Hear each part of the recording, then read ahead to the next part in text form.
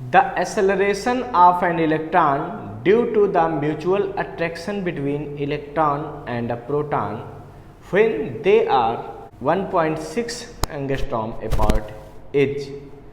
और ये me और E की वैल्यू हमको दिया है, ठीक है, और ये 4 हमको ऑप्शन गिवन है। ओके, तो देखिए बच्चों, इस क्वेश्चन में हमसे कह रहे हैं कि एक इलेक्ट्रॉन है और एक प्रोटॉन है जो कि एक दूसरे से 1.6 एंगस्ट्रॉम की डिस्टेंस पर रखे हुए हैं, ठीक है।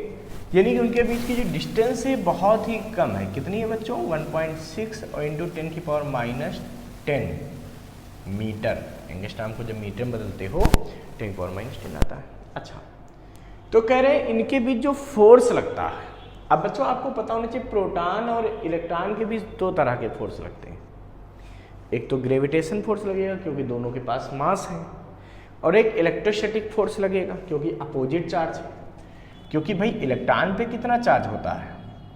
ये होता है माइनस का 1.6 10⁻⁻19 कूलम।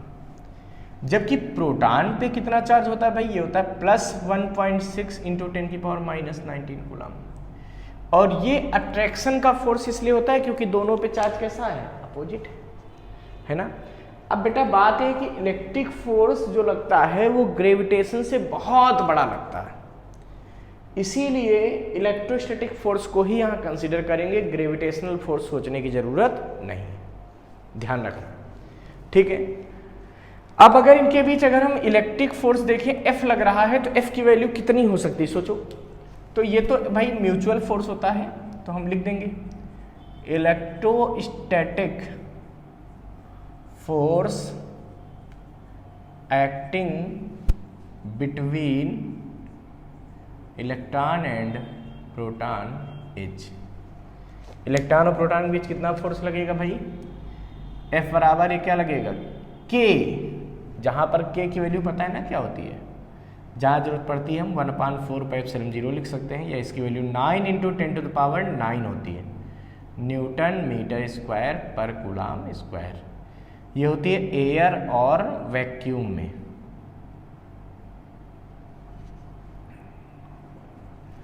ठीक है, अच्छा, तो K Q1 पहले वाले का चार्ज तो E, Q2 दूसरे वाले का चार्ज वो भी E ही है, बस प्लस माइनस है तो अट्रैक्शन होता है, ये पता चल रहा है। अपान में डिस्टेंस का स्क्वायर, जिनके बीच डिस्टेंस क्या है? R। ये अपने को निकालना क्या है? निकालना यह है कि जब ये इतने पास है, इनमें फोर्स लग रहा है इलेक्ट्रोस्टैटिक, उसकी वजह से इलेक्ट्रॉन पे कितना एक्सेलरेशन आएगा। हमको फाइंड करना है एक्सेलरेशन ऑफ इलेक्ट्रॉन, ये अपना क्वेश्चन है। अच्छा, अब पता चला निकालना क्या है? इलेक्ट्रॉन पे एक्सेलरेशन निकालना है। तो भाई ये फोर्स जो होता है म्यूचुअल फोर्स होता है, प्रोटॉन पे भी इतना लगेगा इधर और इलेक्ट्रॉन पे इधर लगेगा, दोनों अट्रैक्ट करें ना तो एक दूसरे की तरफ लगेगा। अच्छा ठीक है, अब बेटा जो ये फोर्स लगेगा इसकी वजह से मान लो अगर इलेक्ट्रॉन चलने लगा, अगर मान लिया इलेक्ट्रॉन चलने लगा तो इलेक्ट्रॉन पे कितना एक्सेलरेशन होगा? तो मैं मान लेता हूँ इलेक्ट्रॉन का एक्सेलरेशन ए ही है, तो अपने को पता है ना force is equal to mass into acceleration, होता है कि नहीं होता? तो F is equal to M into ए।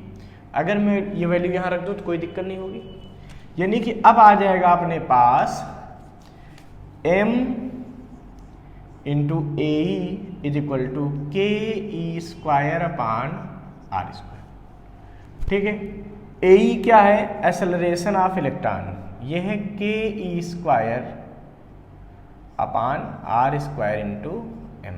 सारा वैल्यू पुट कर दीजिए, तो ए कितना आएगा भाई?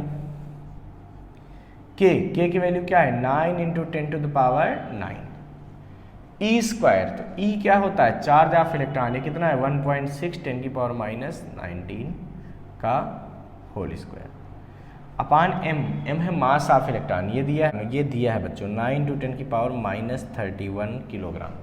देखो मास ऑफ इलेक्ट्रॉन क्वेश्चन में गिवन है 9 इंटू 10⁻31 किलोग्राम।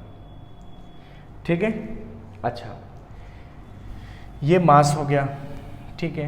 अब इंटू आर स्क्वायर, आर कितना है? 1.6 इंटू 10⁻10, देखो आर दिया ना 1.6 एंगस्ट्रॉम मतलब 1.6 10⁻10 मीटर। अच्छा, और इसका होल स्क्वायर, इसको आप जरा सॉल्व कर लीजिए। तो कितना आएगा, ए ई बराबर आएगा 9 इंटू 10 की power 9 into 2.56 into 10 to the power -38, भाई पावर डबल हो जाएगी स्क्वायर करने पर। नीचे बच रहा है 9 इंटू 10 की पावर -31 इंटू 2.56 इंटू 10 की पावर -20, है ना। 9 से 9 कट गया, इससे ये कट गया, पूरा पूरा टर्म कट रहा है। अब क्या बचेगा बच्चों, एक्सेलरेशन ऑफ इलेक्ट्रॉन। तो ए ई की वैल्यू यहाँ बचेगी, क्या बचेगी, 10 की पावर 9 है, अच्छा, और क्या है -38, ये हो गया ऊपर का। नीचे क्या है, 10 की पावर देखो -31 -20, अच्छा, तो ऊपर बचेगा